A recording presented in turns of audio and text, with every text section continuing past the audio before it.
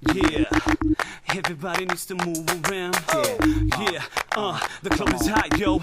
Everybody needs to move around. Everybody needs to move around. Everybody needs to move around. Everybody needs to move around.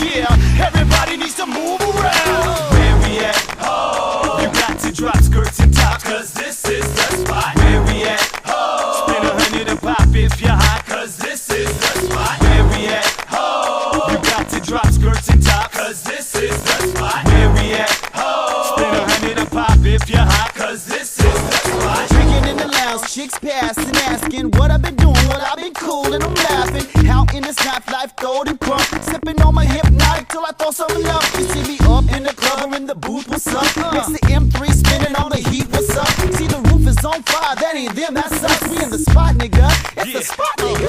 Ignite the spot with my spark plug. Part of me pimp, the other part thug. The dance floor's the spot where nothing is edited. Two chicks are making out, stripping on sedatives. I'm at war, get up, get my ass tore. I blast more, this spot's not my last tour. I'm about to drop and spend 100 a pop. I'm bulletproof and hot, taking shot after shot. Where we at? Oh, you got to drop skirts and tops, cause this is the spot. Where we at? Oh, spend 100 a pop if you're hot, cause this is the spot. For those of you seeing this for the first time, my name is Mark Garcia, and I wasn't the founder of 2Hard2Hype, but Motherfucker, you were barely in 2Hard2Hype. We found you, no, bitch. but FYI, I kept the group going, is what I'm saying, with my youth. Yes. Either way, for those of you seeing this for the first time, this is about our 5th podcast. We're just getting together and kind of talking about the history of hip-hop here in San Antonio. And the reason we're doing it is because these guys believe that they were the first ones to do vinyl. And so we're That's up for debate. Well, yeah, it's up for debate. It's not up for debate. Fact. Yeah. Oh well, Hit me up with your details. So that's the purpose of us getting together. Like, we're doing 2Hard2Hype. We're going to be doing Stigma. We're going to be doing well, maybe not Stigma, but we're going to be doing Twice the Power. We're going to be doing different. We've already done Charles Payday with RCR. So we're going around San Antonio. I think one of the biggest podcasts that you guys will enjoy too was the one that we did last week, where Richard got a little bit too drunk. Working on it today. DJ M3 was in the house. Yeah, we did DJ M3, which that guy is pretty well known here in San Antonio, still doing his thing, and he's one of the guys that produced all our stuff. But either way, we're here today, and I got some questions for these guys to see, just kind of pick their head. And so first, I'm gonna let you introduce yourself. Tell us a little bit about yourself. All right, my name is Richard Valadez, aka Rockster, aka El Borrachillo, because I love to drink. We forgot to mention, sponsored by Bud Light, Budweiser. St. Patrick's Day is coming up, so I thought I'd wear the green. By the time it comes out, it's probably going to be St. Patrick's Day. And go out and get your Sincario's merchandise, man. Give Eli a shout out, a call, hit him up on Facebook. Want to get yourself a t-shirt, $20. You turn it over to Mr. Poetry, aka what are the names that you go by? Yeah, so I basically just went by Mr. Poetry. I'm Kenneth Saldana.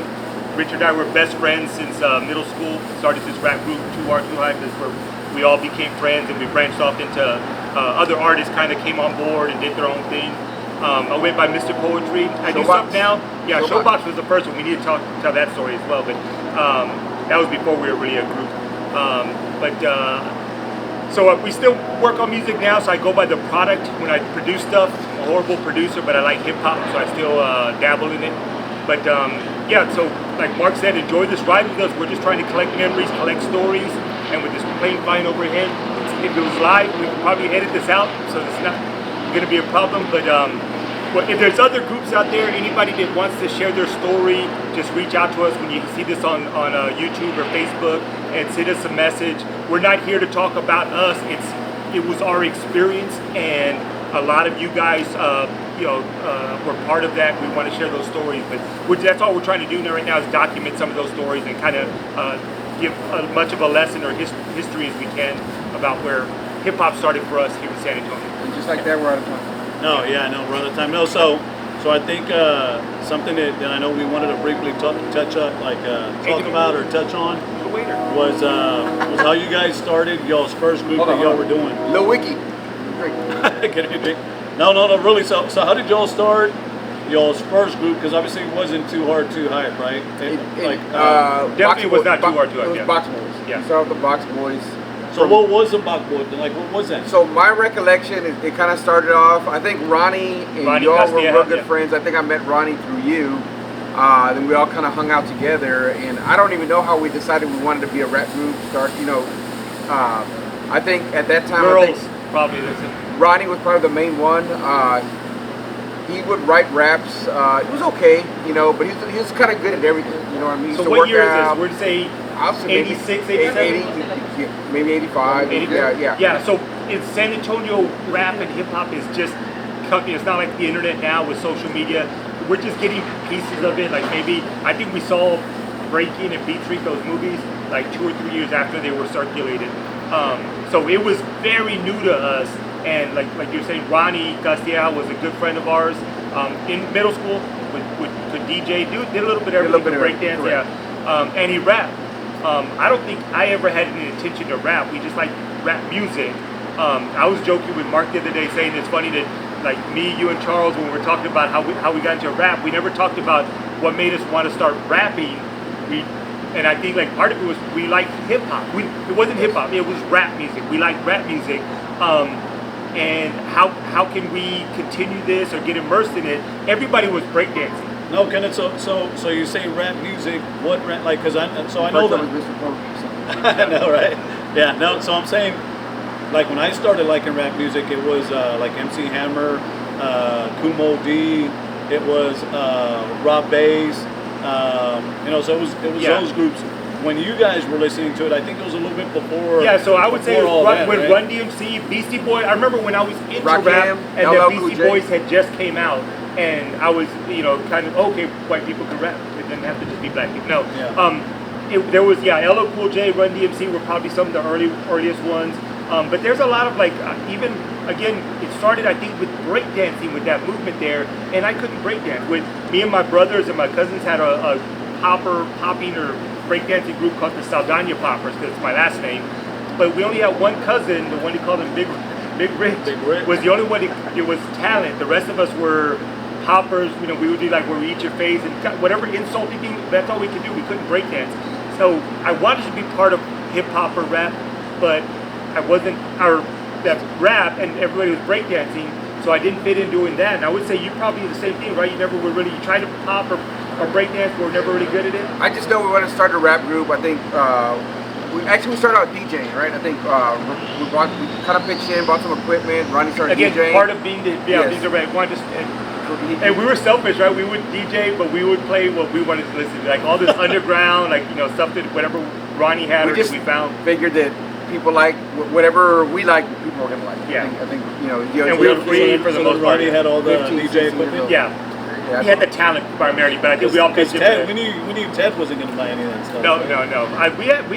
We had some speakers. Remember the PV speakers and stuff. And so we bought some equipment. Yeah. I know we were kind of all pitched in. But it wasn't good stuff. It was pawn shop crap. But so I think from just wanting to be into rap, I said either breakdancing, but we weren't breakdancers. I would say Charles the same way. I've never known him to be a breakdancer or a popper. And remember, everybody at Soros were doing those little monitos.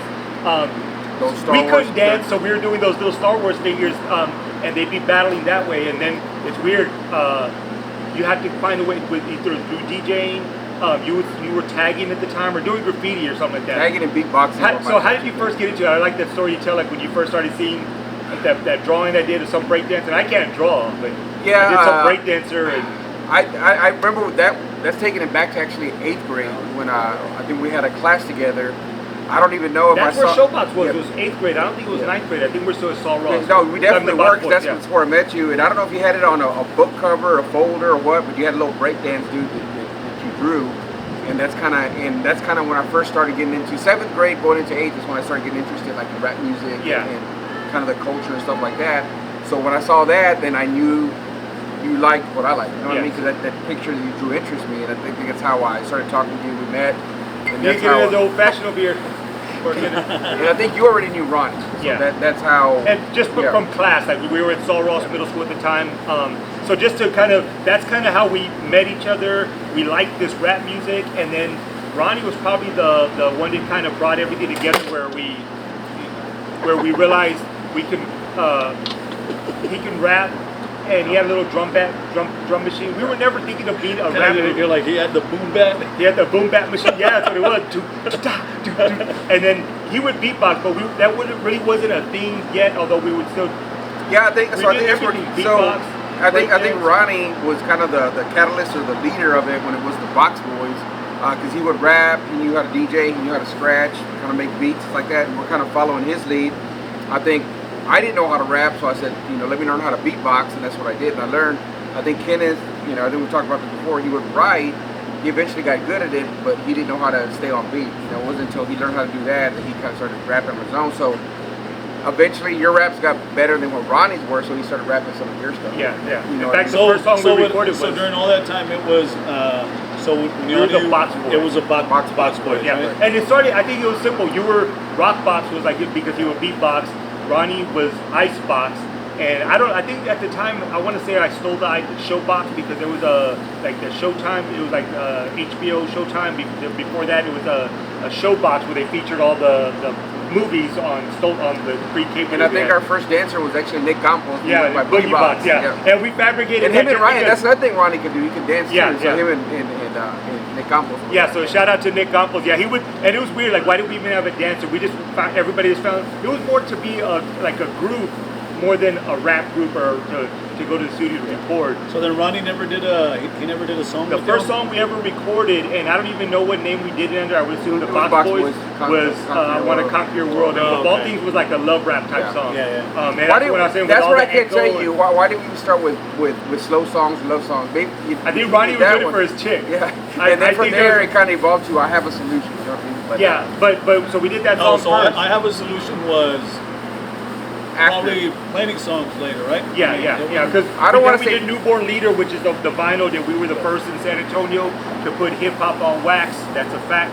Us and RCR, we did Newborn Leader was that song, and that one was officially 2Hard2Hype, and it was just me, him, and I think that's where the word evolved. So eventually, Ronnie kind of stopped doing things. He got some chick pregnant. I mean, that's he kind of did his own thing, story, and then we brought in, since we didn't have a DJ back then, a DJ was very important. We brought in my cousin. Basically, just to scratch. Because he knew how to scratch, and so we changed the name. So we changed the name to Two. I don't even know how. I think it was going to be like 2Hard. Yeah, it was 2Hard and Hype. Then we kind of put it together. And that's kind of how it evolved. Kind of Ronnie, stepped away, did his own thing, his family thing, whatever. Eventually joined the military, whatever. And then it was just. Kenneth, myself, and my cousin. But we never. What's funny is we never performed with El Faturi, with your cousin. We did that song, and then we went to the studio again and did the Get Funky, and then that's when we met Mondo. So the crazy thing about it was, he did that song on the Newborn Leader album, and right after we released that, we took it to Zooport and gave it to Mondo, and that's how we met Mondo. Right? Yeah. He played it, whatever. And we have that interview with Mondo. You'll be. And I think once we, I went to his house, started listening to some of the beats he made, some of the stuff he did with, I was kind of in shock and amazed at what he was doing versus what we were doing, right? Even though we were on wax, the shit he was doing, out of his fucking garage or whatever it was way better than So I think we were already said we need to hook up and go with this dude, but what do we do about my cousin? You know what I mean? So I think at one point he went to the record store downtown. Hey, so hold on, what's that story in a second? No, he went and collected money from albums and sold. Yeah. So I think once we found that out, that was a reason for us that you stole money from us. Him, So we kind of we were kind of looking for a reason already. And that was the one. Okay, let's use this as an excuse. In all fairness, he had the right to have money in that. So speaking on your cousin El Faturi, is one of the reasons why you were afraid to tell him because he was a psycho or?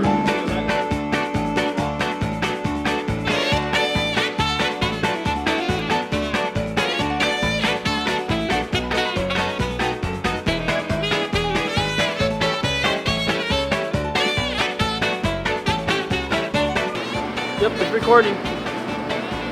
Alright. Jawline goes down the middle of his chair. Recording? All right, so we're ready to go. So, Cameras, all of them? so for those of you, GoPro's recording? Yes. yeah, we're ready. Action. All right, let's go. So for those of you seeing this for the first time,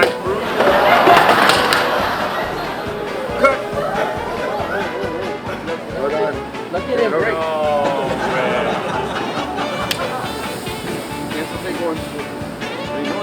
We spend that kind of money and we get this kind of production. We need sandbags. Okay. I'm gonna stop it. Cut.